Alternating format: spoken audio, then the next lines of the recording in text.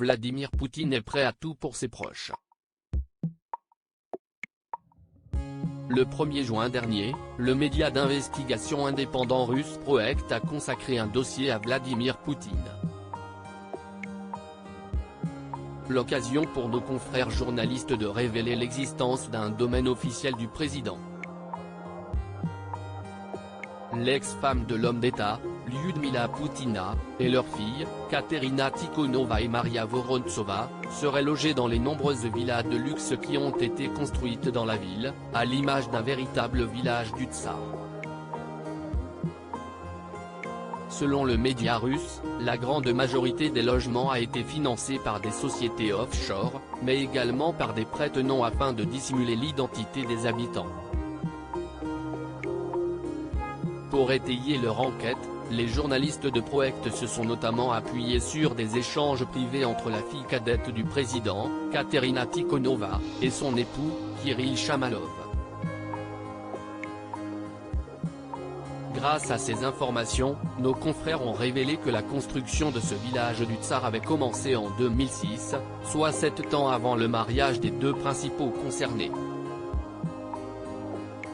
Les terres adjacentes à la résidence ont été simultanément achetées par des sociétés étrangères, a ainsi indiqué le média russe.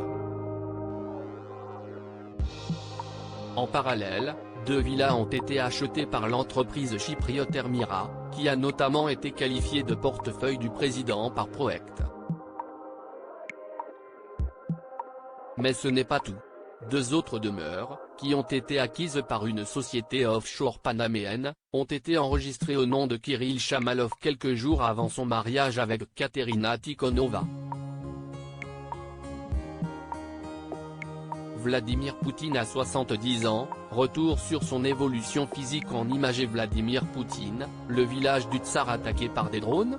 Malgré les efforts du président de la Fédération russe pour préserver l'identité de ses proches et leur localisation, le village du tsar pourrait avoir été découvert par des opposants. À en croire les révélations de Proect, plusieurs attaques de drones ont eu lieu aux abords de l'autoroute de Rublevka, qui est également très proche de la résidence officielle de Vladimir Poutine, mais aussi des villas de ses proches. Malgré les multiples attaques qui se sont produites depuis la fin du mois de mai, la cible exacte de ces intrusions n'a pas encore été déterminée. Article écrit en collaboration avec 6 médias. Crédit photo, Itartas.